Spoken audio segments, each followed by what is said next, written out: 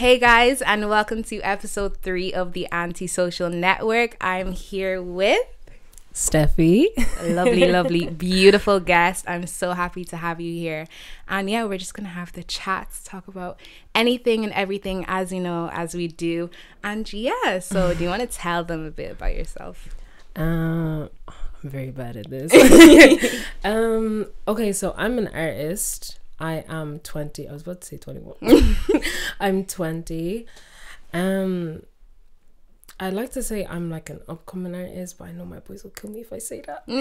So I'm an artist because I've released music. I'm a creative, so I kind of like clothes and stuff too. I can tell you're fashion sense. You always come correct. And I don't know. Like anything else, I feel like you guys will like figure out with like the types of conversations we have and stuff like that. Okay, I like that. I like that. That's a good introduction. So basically, you're an upcoming artist. let's not use that word. I don't know what word you want to use, but do you want to like for those people who are trying to like get into music in Ireland, do you want to like give an insight on what it's like or any difficult perspectives? I feel like it's kind of different for everyone, because some people's journeys, everyone's journey is different. Some people they were around music from like a young age, so maybe it was easier for them, right? But I know for me how it happened, I can only really share my experience. I wouldn't really know what the right way would be per se, but I think it was, I went to, actually, I remember. So basically it was like the guy I liked at the time. Okay. I can't believe I have to say this. But we're getting the tea. The guy I liked at the time, or the guy I was with at the time, let me just be technical. You know them old days where you used to go to church events to link your man? Because that's the only way. I don't know what that is, but yeah. Because that was the only way you was linking your nigga. That's true. So I went to a church event. Yeah, I'm pulling up. God, I'm gonna see you.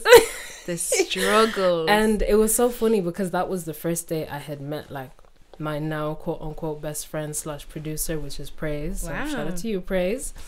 And let me not put him on blast. But, since we met, it was like always a music thing, so we were always speaking about music, and he just liked my voice as well. So it was kind of like, okay, cool, like I can see myself working with someone like her.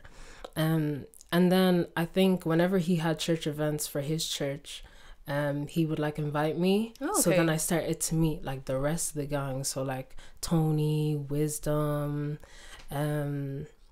I met Io later on, and then I met Abruba later on as well. But and I met Vicello as well, but I hadn't met him face to face. I had just kind of heard about him. So all of us, we had just kind of like met together. We were just kind of like creatives, or like people that just were mad about music. So it's like we would make music, we would record it, but see, the way we would record was so ghetto. Really? It was so ghetto because it was like, okay, them times I don't think we had a studio. So now we'd have like Pirate Studios, you'd have Vision Lab, you'd even have Jungle Beam Studios. Shout out to you, Simba. You'd have all these different studios, but before it was like we would have to rent out rooms or do something like that. We were really It was the ghetto. It's great that you guys have that resource now. You know? Because before it's like, even when we think about it, it's like, when was the last time we recorded something so ghetto? And it's like, the acoustics of the rooms and everything, it was just so crazy. And you'd only have a set amount of time to record or to come up with something, so it was just crazy. And because I had no musical like experience or like really? Yeah, I had no musical experience. I just knew how to sing. But when it came to writing songs, it was like, could you write it for me? Because I don't know how to write. Like I wouldn't know how to properly structure a song. So I think all of that just came with just spending more time with them, Yeah, and them definitely. kind of like, oh, express yourself more or write this. When I first started writing, I was so shit. I mean, I'm a lot better now, but I'm not where I would want to be. Yeah, but that in terms takes of practice and time. Definitely. In terms of like expressing myself and then having the structure, so like the verse, the pre-chorus, the chorus, the verse, the pre-chorus, the chorus, and then the bridge. Wow. It's Wow. it's like there's obviously so much more control over it, especially when it comes down to, okay, like I know what I'm gonna write about, or oh, this beat is giving me this type of vibe, and because they're my producers, like I can if I'm feeling some type of way, it's like, okay, cool, we're gonna make a beat kind of like in this like realm or something like that. So it's almost like, okay, cool, I feel like I have full control over how it's gonna sound. So if I'm sad, we'll make a sad beat. Right. If I'm happy, we'll make a happy beat. So it's really nice, because it's better than having to get type beats and stuff like that. So like for people that are probably starting off, they would probably have to get like type beats off of YouTube, and it's like that's something that's ready made. It's almost like a wig. It's almost like when you get your custom wig made and it just fits the head. It's nice. Well. It's just better. It's like you're for me, I'm for you. Like we just fit. Yeah. When it's ready made, it's not the same. Yeah. Like it doesn't. Do you know what I mean? It will still be nice, but it's just sometimes there will be space. Sometimes it will be too tight. I had a ready-made wig made for me, and listen, it was too tight for my head. I was looking. I was like, "Mommy, is my head too big?" Head too big. But yeah, I think it just depends. I would say like to people, just find someone that you respect and you like. Not someone you would necessarily want to be, but someone that would help you be the best version of you. Yourself. Yeah. So someone that would hear what you would have to say and would have the time for you as well, but also do your own research. Try and figure out what it is. Get a setup going in your room. Just the little things, because even with me, I was really, really dependent on the guys. And then after a while, it was kind of like, Steph, you can't be too dependent on us, because we're not always going to be around. So you need to know the basics of like having some equipment in your room, recording yourself. And like, how do you go along with having your own equipment, doing that stuff yourself? Like what would you use to teach you? Like, did you just learn from your friends and then you went and did it yourself? Or would you, like, for example, like this podcast, I learned so much off like YouTube, even TikTok, how to use equipment, how to edit. So like, how would you tell people how to like learn how to use stuff themselves? Like, I think it would be the same as well. You learn from, like, if you don't have any like sources that are like feasible to you, you would learn through YouTube. So you kind of know the basics to get your mic, your interface, to get like the mic screen, the pop shields. Me saying when I have no idea what you're talking about. It's just for you to agree. And I said interface, and I think that's it. And obviously have a good laptop as well. Right. A good laptop is very, very important. Have to invest. You really do need to invest. I think for me it was like almost 2K just to get it. But see, the money was there, so I didn't mind. And we were going into lockdown, so I was just kind of like, I don't mind. See them clothes I want to get, I'll put it aside. You know, I don't mind. Just leave it there. But for other people, it's like it would be a lot of money. So like, there's always gonna be cheaper alternatives. Everybody, when you step into uni, you have to get a laptop. That's true. So just make sure that, okay, whatever you're putting onto your laptop, you're using the right things, and make sure that you get a hard drive as well. A hard drive with a lot of space. So everything isn't going on your laptop storage, it's going on the hard drive. Right. Because it should be a thing where your laptop is nothing without the hard drive. Okay. If that makes sense. So even like with someone that has YouTube videos, someone that have podcasts, like anything, it's like me now taking them around. I'm just taking my notes here still. It's like you should, but like I didn't realize that until something happened to one of my friends, and he had now lost everything. Oh my gosh, stop. And it was like, you know, my shit is in there too. My shit is in there. Was it? But it was all old stuff. It was all like really, really old things. So like it was just kind of like we've been saying that we wanted to start from scratch anyway. Now is the opportunity. But it was God speaking to us. Next time, have a backup. Yeah, get the hard drive. I work hard, but the devil works harder. Harder. Yeah. Even when you were saying there, like investing in a laptop and stuff, it's expensive, but you know, if you're someone who is trying to start up in like this music business and trying to be a creative, like you, for example, like I'm not trying to be a music artist. I'm sorry, I cannot sing, but like, have your priorities in place. Like, okay, you're saying this laptop is like 2,000 euros or how much it costs, but like, when you think about how much you're spending on Netflix, Disney Plus, Spotify, Apple Music, I don't know, you have both, but you have both anyways. Like, leave them. You know, because they don't understand. Because they don't understand.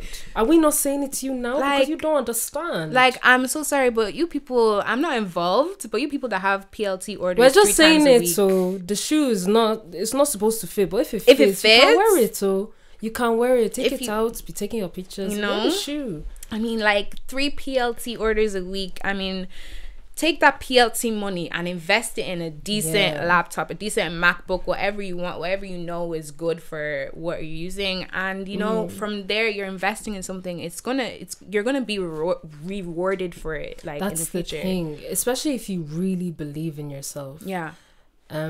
It's going to be a thing where whatever you've invested into yourself, because this is not an investment to God or an investment to your mom or your dad. This is an investment for yourself. Right. You're doing this because you believe in yourself, and if you really believe in your sauce and you believe in yourself the way you say you do, your music, by God's grace, it will take off, and you'll be making 20 times more what you've spent on your equipment. So it's like, it shouldn't really be like should I really do this, blah blah blah, something like this. And even I would say, never go for the cheaper alternative if you're gonna have to buy it all over again. Do you know what I mean? So say like the interfaces that we have at the moment, it's like there's obviously cheaper, like for the same brand you have a cheaper alternative, so maybe it'll have less inputs. Do you know what I mean? So it's like, obviously something like that where you're going for the cheaper alternative, that makes sense. But don't now go for a childish alternative or one that doesn't have a brand that you would know has a good name or something like that, because you're just gonna have to buy it all over again. It just makes no sense. And it's a waste of money as well. It is. Like, and even as you're using it, you'll be doing you'll be getting annoyed. You'll be getting like, so what's annoyed. Clicking in the background? What is all of this sound? But anyways, that's great to like hear how you're going with your music. And I just love when Irish people are proud of what, you know, you're proud of what you're doing and you're confident with what you're doing. And I feel like even for myself and like this podcast, just the thoughts that would run in my mind, like, are people gonna like this? How are people gonna like take this in? Is there a point in me doing it? Am I gonna offend somebody when I'm doing it? Like, how for you, when you're putting out music, for when you're promoting yourself or doing anything around like you being creative, how do you get past that stumbling block in your mind? Like, I think, I remember I was telling you that I had went through like depression and like suicidal thoughts and stuff like that. So I think the minute I feel like I'm going to fall back into something like that, or the minute I feel like I'm derailing as a person, not even an artist or a daughter or anything, the minute I feel like I'm derailing and I'm not being true to myself, it's like, okay, but how would I feel if I actually did this for myself? Right. Do you know what I mean? Because if I did this for myself, it's like, okay, whatever anyone else has to say shouldn't really matter to me because I'm being true to myself. It's like, and I always like to think that there's someone out there that will be able to relate to you and that will just gel to you.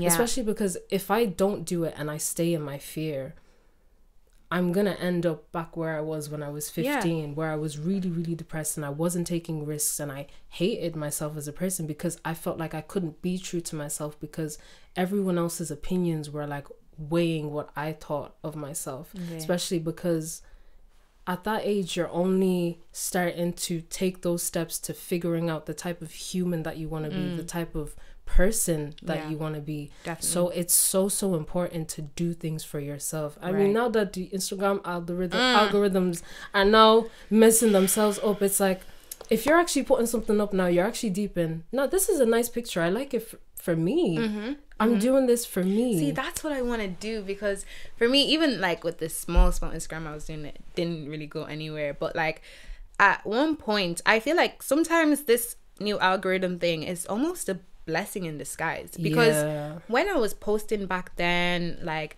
getting all the likes, all the comments, all the shares, and I was getting hyped, like this. but like I was doing it for them. Like, what's the point of having an Instagram where I'm just posting because I'm like, are these people gonna like what I'm posting? Like, do I truly like this myself? I may like it, but like at the same time, I'm literally doing it to please others. Whereas now with this new algorithm, I'm not gonna say I've been posting. I haven't been posting. I'm not really taking Instagram seriously like that or anything. But now is the time for people to step back and be like, okay, I'm hella anxious about posting on Instagram because the algorithm is messed up. People aren't gonna see my stuff. People are gonna judge me for what I'm posting. But I mean, now take this time, maybe post for you, post the stuff you like. If you don't get whatever, how many likes you don't want, you can't get, it is what it is. Satisfied with the fact that, okay, well, I did it for me. Yeah, literally, I did it for me. And I think that's the one thing with this generation, is we're so based off of what other people think and stuff like that. Like, I like to think people that do things, because I know there's a lot of women that will be like, oh, I'll dress, and I can only use women as an example because I am one myself. I will dress, let's say if I decide to wear a dress or something like that, and I say I'm wearing it for myself. It's like, okay, if you knew that nobody, not just men, but nobody was gonna be where you're going, it was just you, would you still wear that same thing? Do you know what I mean? So it's like, if I wouldn't, then I'm doing it for other people. And I mean, sometimes there's no like, sometimes there's nothing wrong with actually doing it for other people as well. But you need to be confident in yourself to know that. Because if someone turns around now and tells you that you don't look nice or something, like how are you going to take it? So it's like, you need to build enough. You need to be like 80% you. And then the 20%, if other people are talking, okay, that's just your opinion. That's how you're gonna take it. That's just your opinion, and I'm not gonna penalize you for giving me your opinion. Maybe the way you said it was a bit rude, but I'm not gonna penalize you for it because that's your opinion.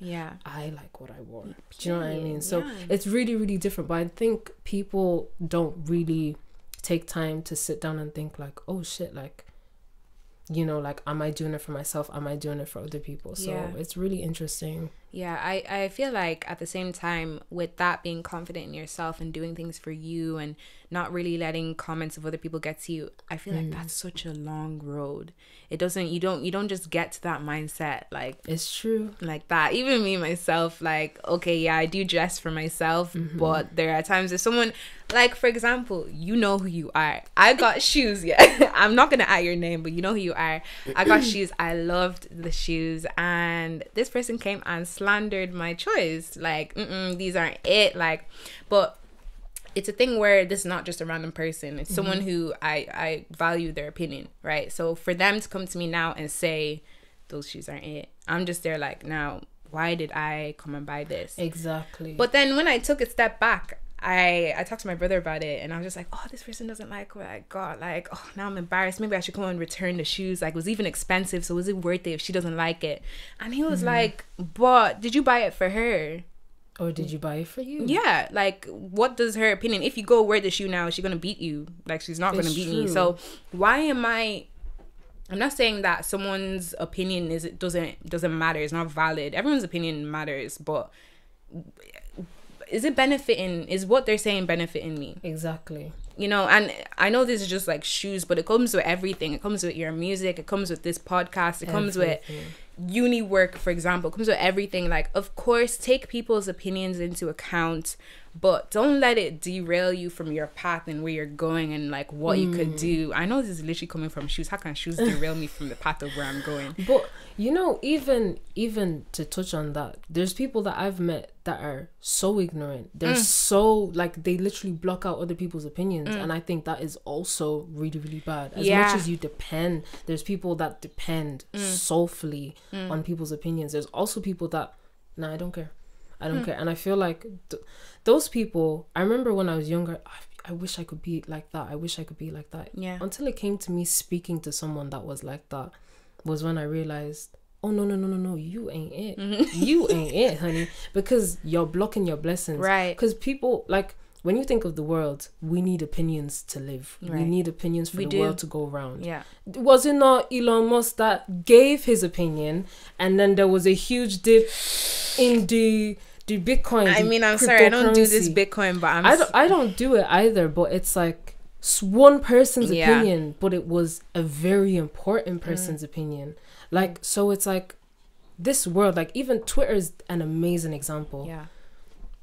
I like apple juice. Okay, but what's wrong with orange juice? And this and this and that. It's just an opinion. You're now just the discrimination you have towards orange juice, and it's crazy. So it's like, as much as it's not amazing to be 100% dependent on people's opinions, it's also not good for you to 100% shut people's opinions out. Because sometimes people just want to help you. Sometimes, and I think being open-minded is such a big deal. Like, I know for me, I'm an artist. At the end of the day, I can do whatever I want to do. Right. But opinions is what's going to help me understand my support base, or like my fan base. That's what's going to help me. So if I know I've released 5 songs and people are feeling 2 of the songs out of the 5, would I not probably try to make something more like that? Do you know what I mean? Without losing your own because sauce, that's the thing. Do you know what? Can I actually ask you a question? Do you feel like YouTubers that are now big, do you feel like they've lost themselves? Majority of them, yes. That's a very good question, because they're literally just doing stuff for what their viewers want. But it's also like, in the beginning, they were allowed to do whatever they wanted to do. And then it was like them certain things that was bringing them all the numbers, all the streams. It's like, okay, now I have to just do this thing because this is the thing that's bringing me in the big money. You know, and it's like now they've just completely lost themselves, and they're just gone. Other people. So now they end up, a lot of YouTubers, like I feel like Molly May is a really good example. She got like her face kind of done up a little bit. She got her teeth done. And then after a while, she was kind of like, I kind of just want to go back to being a bit more natural. I love how she was open about that. Do you know what I mean? Because sometimes you kind of sit down and you're kind of like, okay, but when I did these things, I didn't actually do them for me. I actually did them for other people, or the satisfaction of other people. And it's like, now these people, as COVID has come along, like, where are you people? You people are dying in your bed. You're gone. Do you know what I mean? Like, you people just aren't there. Everyone is in their room. Everyone has their own stuff that they're going through, and they're just less focused on your life. So then when you realize that you're the main focus in your world, you have to do what makes you happy. And that's so right. That's so true. You're speaking facts, girl. Oh my god, you're speaking facts. I just be sitting down in my room and I just be thinking about so many things, and it's like, if I'm not happy, then what am I? Yeah, literally. If I'm not at peace, then what am I? That's literally all I want, to be at peace, to be, you know, just happy with me at this stage, at what I'm doing, with what I am, with everything surrounding me. That's all I want. And one thing that I wanted to talk about, because you talked a little bit about like depression and stuff like that. For me, I'm not very vocal about this, but at times I do get quite anxious about stuff, and that just comes around, like that just basically comes from like what people think of me, how I think people perceive me, and all this stuff. And like, I don't know if you've dabbled in, I don't know if you've experienced anxiety. Very, very I mean, I think as humans, everyone does, you know. I think, okay, it was really, I feel like I had it my whole life, actually. I mean, my sister spoke about this. We stayed up the whole night just speaking about this, because she's going through her own. I don't want to say it for her. I feel like that's her story to share.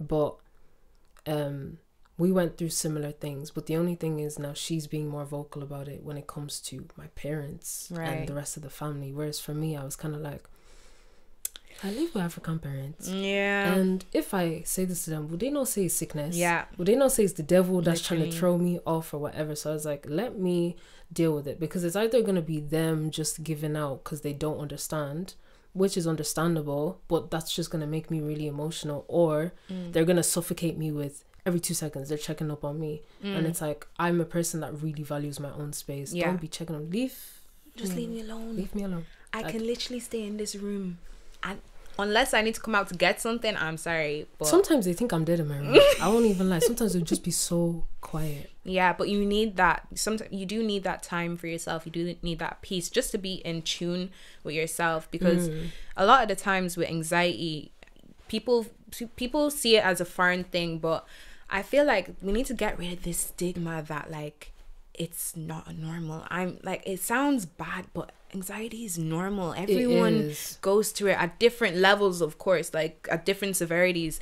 But like for me with anxiety, one thing I noticed was, a lot of people won't really know this, but when you're going through an anxious moment or a stressful moment, you're always chasing what's next. You're always like, oh, this is stressful. I'm so anxious. I hate doing this. I hate going to this place. I hate speaking to these people. But once I'm done speaking to these people, I'm not going to be anxious anymore. Once I'm done going to this job, I'm not going to be anxious anymore.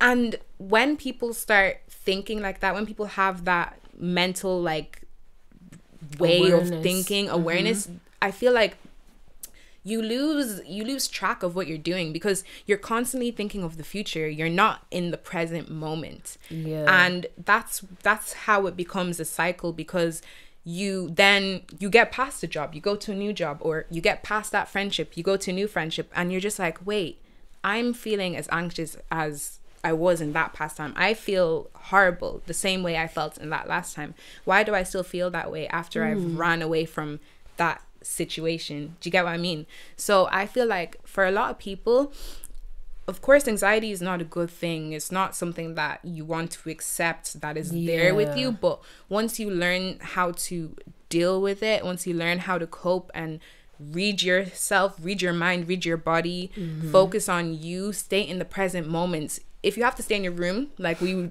would do for a day, stay in your room, turn off your phone, put your phone on do not disturb. Do what you have to do so you can really meditate and find yourself in a point like, okay, oh, this friendship gives me so much anxiety. It just stresses me out so much. But like, okay, leaving this isn't going to change anything. I'm still going to feel the same way. But are there different things I can do? Am I figure out your own traits? Are you a people pleaser? Are you like have you gone through something in the past that's making you? Yeah, because usually that's what it is. Yeah, literally. Usually that's what it is. I think when people like sit down and they realize, when they sit down and they think, they start to realize, oh, hold on a second, the way I act now stems a lot from my childhood. Right. Stems a lot from past experiences and childhood traumas. And I think with me, it was a thing of, and I think I'm just going to keep having to use the African background, because I don't really, well, I'm not part of other communities, so I wouldn't know, but I'm just kind of guessing, like, as a kid, I was very, very slim. I was a very slim kid. And it's like, my whole life growing up, my aunties and uncles, like, oh, Steph, you're really slim, you know, you need to be eating, you need to be doing this, you need to be doing that. And they almost made me feel so uncomfortable in my own body. Obviously, to them, it'd kind of be like, oh, but those are two comments. But it's like, it doesn't matter, because you don't understand that the next auntie and the next uncle is saying it to me. So I'm getting it all the time. Right. And it builds, like this whole wall. First of all, I don't want to come and see you. I don't want to come and stay with you. Yeah. And then I felt like as an African girl, I had to be thick. So I was so obsessed with being thick. So what was an issue for me is I used to have some stomach ulcers growing up, because I would not have an appetite from just being so emotional and so upset all the time. And I carried it from my mom. I took it from my mom, because when my mom was a teacher back home in Ghana, she would go a long time without eating, but that wasn't purposely. It was just because she's looking after the kids. And then afterwards she would go maybe tutor someone in their house or something like that, tutor a kid, and she just would put off food for so long. So for me, it was like people would offer me food and it's like, nah, I don't feel like eating. I don't want to. Do you know what I mean? And then after a while, it's like my stomach, my whole, I just got so used to it.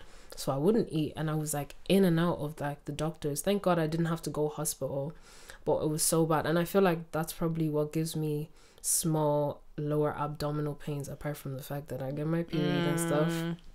So it's like that was one factor. And then another thing was growing up, my mom, I don't know if your mom used to say the same thing, but like, whatever happens in this house stays in this house. Nothing. And you know, as a kid, you're very emotional. You don't know how to handle your emotions. So it's like, if mommy beats me and we now go out to Auntie Funke's house, Auntie Funke sees my face. Oh, but Stephanie, what's wrong with you? What's wrong with your face? Nothing. I'm okay. And you know you're not okay. And you're probably even about to cry or something like that. Because God forbid you tell Auntie Funke what happened at home. The belts that will be waiting to flog you when you get home. It's like, just him. So it's like, me and my sister were talking about that, and she was literally like, oh my God, I thought I was the only person. That literally kept us bottled up for years. Right. So we couldn't talk to our parents or our friends or anyone, even teachers. Like, how can you come to a teacher and tell you, so my mom, she's just beating me for no reason. Yeah, like, you can't say that. You really can't. Yeah. Do you know what I mean? And one thing, African parents as well, like, when you beat me, tell me why you're beating me. Yeah. Obviously, you don't beat me no more. But when you're beating me, tell me why. Because as a kid, it was just kind of like, yeah. Like, you're just beating me for no reason. You need to tell us. Or don't do this whole, do this because I said so. Go to sleep because I said so. Let me know why. Because as a kid, I'm going to say, why, mom? Why, dad? All the time. And some of these things I'm saying, it's not necessarily my parents, but even just what I've heard from other people as well. Yeah, because sometimes I'll be seeing things and it's like, would you not tell that kid the reason for why? Because as kids, you're curious, you're in your prime, your mind is just, I want to touch this. Literally. Let the kid touch the fire. Yeah. The kid touches the fire and it burns them. They'll know not to touch it again. Literally. But don't be always removing the hand. Yeah. Sometimes people need to experience things for themselves. And I think that's also another thing. The African parents, they're not gonna do it. They're not gonna. Because when it comes to, and I'm just gonna use the basic one that we were even speaking about in the car. When it comes to sex, don't have sex. Why, mom? Because you're gonna be pregnant. But like, what's the reason? What's the reason behind why you don't want me to have sex? Because I feel like a lot of people go into it, okay, I'm gonna have sex because there should be a way I should do this without being pregnant. Especially if you're speaking to other people. Oh yeah, I've done this, I've done that. Oh cool, I want to experience it too. You experience it without knowing what you need in order to prevent that thing that your mom has said, and now you go into it and you're in this predicament you don't want to be in. So it's like, don't tell me not to do it because it's an uncomfortable conversation for you to have. Just at least tell me, do you know what, not now, when the time is right, or when you feel like you're comfortable enough to tell me about it. But even at a young age, I feel like even from 13, 14, you should be telling your kids what like, they need to know about sex, because them sex ed classes, they don't do anything for you. They don't. They're not of any help. And like at the same time, you're really right with what the steps parents should take in order to teach us, to stop us from getting into those type of situations. But I feel like we need to also like acknowledge and maybe even sit our parents down and really take it back a step and be like, okay, they're hearing what we're saying, but they're not really hearing what we're saying, because that's not how they were brought up. That's not their mentality. So they've come now here to whatever country they're in, and okay, for example, Europe or Ireland or whatever, and they're like, okay, this is my child. She has this Irish mentality. She's growing up around Irish people. This is how they are with their parents. And they feel like this is wrong.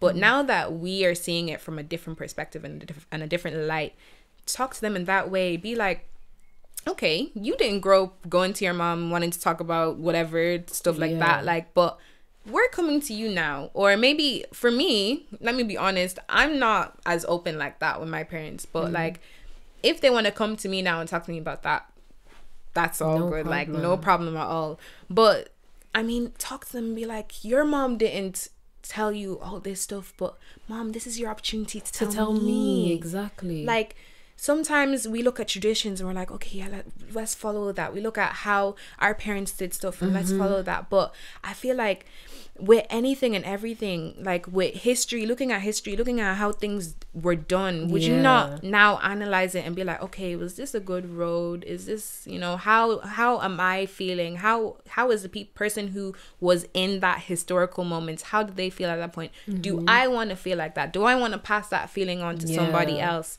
Take a step back, analyze it, and be like, okay, my mom didn't talk to me about sexual things, and now my daughter is here, and maybe the parents are like, oh, I feel like she's gonna go off now and come back pregnant. African parents have this fear of their daughters coming back to the house pregnant. Okay, if you have that fear, sit your sit your daughter down and talk about it. Okay, but when we say talk about it, not just do not talk to boys, do not do this, do not do that. You can't change. If someone knows they're gonna do something, they're gonna do it. Okay, so talk to them about. That's the kid I was. Listen, like, I mean, there's nothing wrong with that. We're all curious. We're all humans. So if someone feels like they're gonna do something, they're gonna involve themselves in things that the parents doesn't, you know, necessarily see as is right, or they're afraid that it's gonna put their child in a situation where they end up pregnant and it ruins whatever. I don't know, however they're thinking. Okay. Talk to them about contraceptives. Exactly. Talk to them. Teach them like what they need to know, how, so they don't put themselves into that situations. Even if they still go and do what they're gonna do, they're gonna be protected. And if the parents now saying they don't know, I don't know how you don't know about that stuff if you have kids.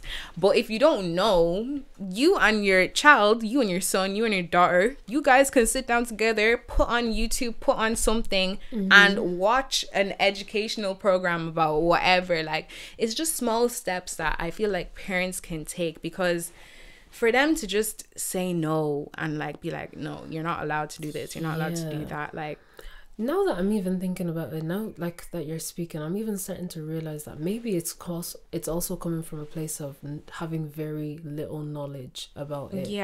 And like that point that you just made, that's really, really good, because I think it's not about what you're going to say, it's about you just having that openness, that open mind. So whatever I say, you're not going to be judgmental. And it's like, this is a free space for me to feel like my mom or my dad is my best friend. And then after this 40 minutes or however long it takes, you can go back to being a parent and advising me, okay, but I still feel like you shouldn't do this. At least then I'll know that because of the conversation we had, I know where this is actually coming from. It's coming from a place of intent, a place where you actually love me. Whereas if you just say this to me, don't do this because you're going to be pregnant. Okay, cool, I'll do it, but I just won't get pregnant. Do you know what I mean? And there's just some kids like that. Like, I was like that. Do you know what I mean? Like, especially because it's like, I never understood things like, oh yeah, you can have boys as friends, but not as boyfriend. Like, Mom, we're in a European. What do you mean? Like, it was actually crazy, because the first time I told my mom, I had a boyfriend, it was like we were going to one open day in like Dunleary. I just felt the whole day she was doing body with me, so I was like, let me tell her, because I was like 2 years into my relationship, so I was like, let me tell her that 2 years. You'd wait 2 years before you tell your mom? Listen, now I'm gonna wait till marriage, because listen, I won't lie, I'm not bringing nobody to do you get me, Mom? If you're watching this, you've heard me. I'm not bringing nobody until you know for sure. Do you get me? You have to wife me, and even at that, you can still divorce me, literally. Do you know what I mean? Nothing's for certain, but I waited 2 years, but the time wasn't anything. It was just kind of like, this is the right time for me to tell my mom. So I told my mom, well, you can have him as a friend, you know, this and this and that. Okay, Mom, but you know, like, I'm happy, like, and she really voiced that she was happy that I said it to her. Me thinking, yeah, this is just gonna be a girl's thing, it's just gonna stay between us. You know, you have to tell your dad. Like, what?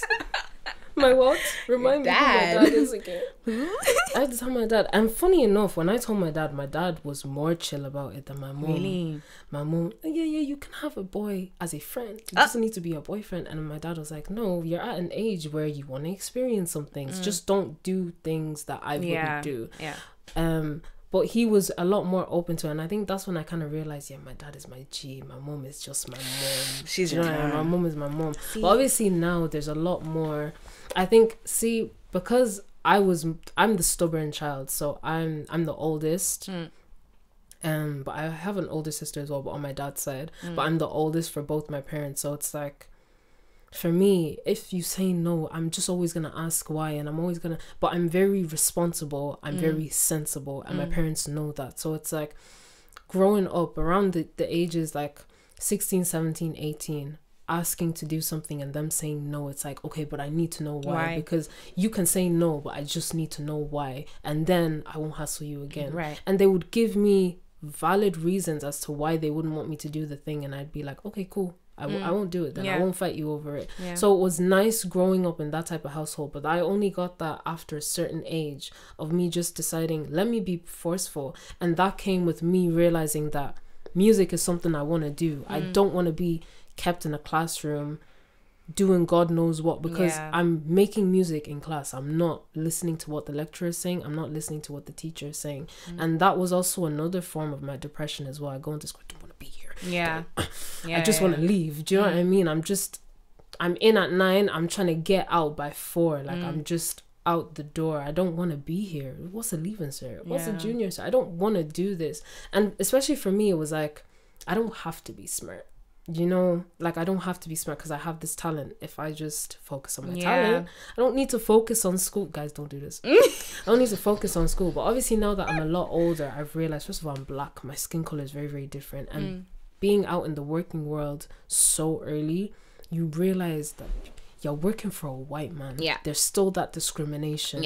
So if you want to do music, it's good for you to get that degree as well. But I would just say, make sure that you're getting a degree in something that you know you're going to use. Do you know what I mean? There's no like, I did nursing, I did psychology, but I know I'm not going to use them. So now I want to go into music school, something that I know I will use. Because even if I'm not an artist, like instantly, I can be a songwriter, I can be a music engineer, I can be a producer. Let me invest in myself more than I already have. Because the idea now is to make yourself as valuable as you can in the area or the category that you're in, to the point where when you turn up at someone's door, they can't shut you down. Do you think someone will shut Charlie Puth down? Charlie Puth? Charlie Puth, that's a prodigy. Do you think somebody will shut him down? No, because he can do everything for himself. So when someone shuts you down, it should be a thing of, okay, cool, that was a hard no, but you're gonna, for me, like, it was always a thing of like, you're gonna wish you worked with me, that type of thing. You're gonna wish you worked with me. You're gonna wish you heard me out, because I think my confidence comes from me performing and me just singing. I won't sing if you ask me to sing. You have to pay me to do that. Something I won't sing. You have to pay me to do it, or I have to just like you or feel comfortable enough. But if you tell me, oh yeah, you're gonna perform, it's like, I don't know most of the people in the crowd, but I'm gonna make you be a Steffi fan. I'm gonna win you over to my side. Girl, it's even funny how you're saying that, because I remember, what was it? 'Cause, Take Me Out, that show. no, listen, because I was so excited when I heard, oh, you're gonna be performing. I remember I was with my friend. She had no idea. She's just not into music like that. And she was like, why am I so excited? And I'm like, she's good. You're gonna like it. I was so hyped. And you came in, you were singing, you were engaging everybody. And she's like, whoa, she's good. Like, what? Like, that's where the confidence stems from. Like, even like, it's very, very funny, because that was the same night the whole RTE thing happened with that guy that I met at the train station, Dara Smith.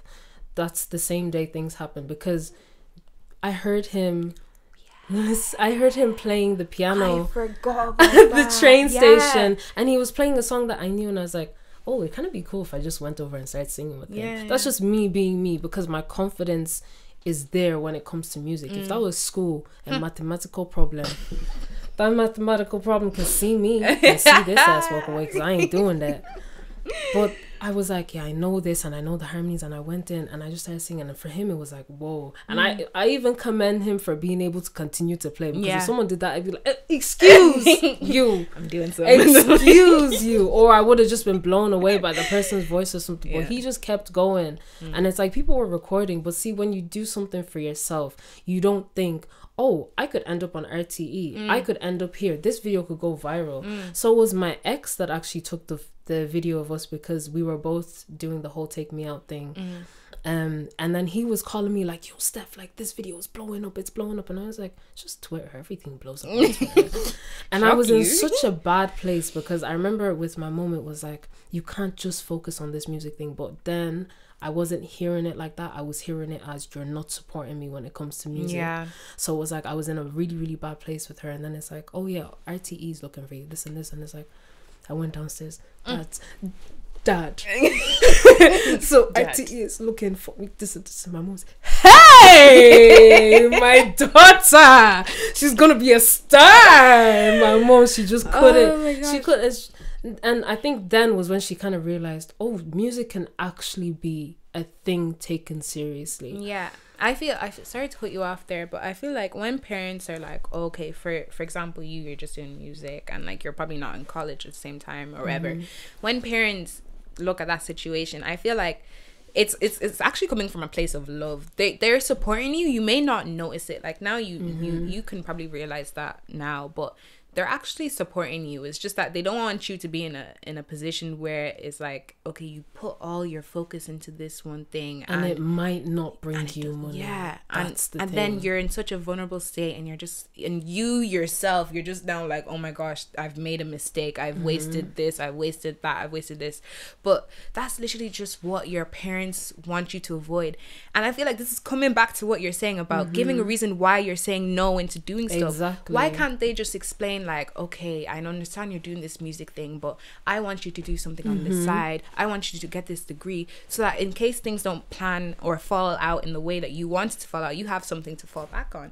But a lot of parents wouldn't have that discussion. A lot of parents wouldn't find themselves talking to their child about that, and then it just comes across as, oh, they're not listening to me, they don't support me, they don't do this, they don't do that. Even my mom, like, for her, before she sits down and she has a conversation with me, like mother to daughter, sometimes it comes from a place of frustration. Like, okay, because I know for African parents, one thing that I don't like that they do is they want to be able to compare. It's like a race.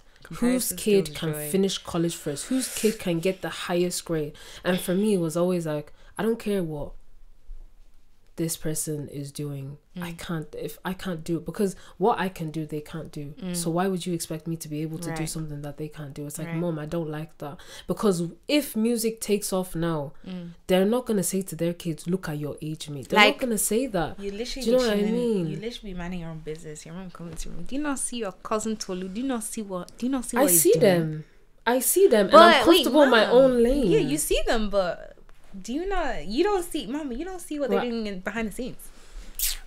You don't see what they're getting up to with Aisling and Sharon on the weekends.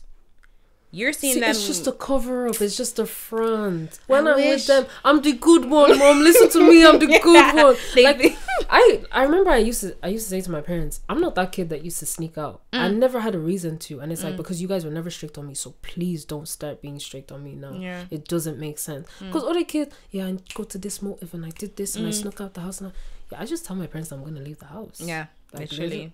I was never that sneaky kid. I never stole from a shop. I never did that. It's like, if you need something, Steph, come and tell me, and we'll give you the money if it's reasonable, if you need that thing. Do you know what I mean? But I think because my parents were like that with me, it caused me to be so mature at such a young age. Right. Because I would kind of sit down and I'd really observe other people doing it, and then I kind of think, how is things happening back at home for you? Because some people, it's like, they're troublesome because when they go home, it's just them. Yeah. There's no parents taking care of them. There's no one loving them. Like, I remember there was probably one or two friends I had that take that beating. Take them shouting at you. Take this, take that. Because I wish someone loved me enough or cared about me enough to do something like that. Do you know what I mean? Where they're sitting you down and they're telling you, like my mom would sometimes tell me, this is what I didn't accomplish in my life and I want you to accomplish it. That's why, because I didn't have it, so it would be nice if you had it. So she's like, I know sometimes maybe the way I speak, it's coming from a point of view of like, I'm trying to live my life through you, but it's like, because I didn't have it, and I see that the opportunity is amazing in Ireland, because education is amazing it's here. great here. It's like, why would you not just grab it? Do you know what I mean? Even if you're not going to use it for anything, if someone hears that, okay, Steffi, she's an artist and she has a psychology degree, she has this, she has that, she has that, will they not respect you more? Especially because you're a woman in the music industry and you're not using your body to play this game. So it's like, what's that artist's name? She was on like Disney Channel, you know, the one that did Good Luck Charlie, the blonde one, Bridget Mendler, the one that sang Ready or Not. She has her degree, I'm pretty sure. You know, apparently Sweetie has her degree as well. I swear. Wow. Sweetie It's just such a great addition, like, to have on top. Like, you yourself, you're doing your music, you did your nursing, you did your psychology. I did my nursing, I did my psychology, and even though there were 1 years, and I always say that to people, even though they were just diplomas, it's like, but still, it's still a lot, you know? Like, because look at the job I have now. I'm working in a nursing home and I'm getting a lot of money for it. So it's like, at the end of the day, it's like, people may see that, oh, it's like, it's a loss, like, why is she doing that? Like, everything builds character. You're working in a nursing home, you're building like resistance, patience, communication is crazy, because everything. Now I'll just speak to a stranger on the road. Like, I'll go out with my friends and they'll be like, yeah, Steph is a talkative.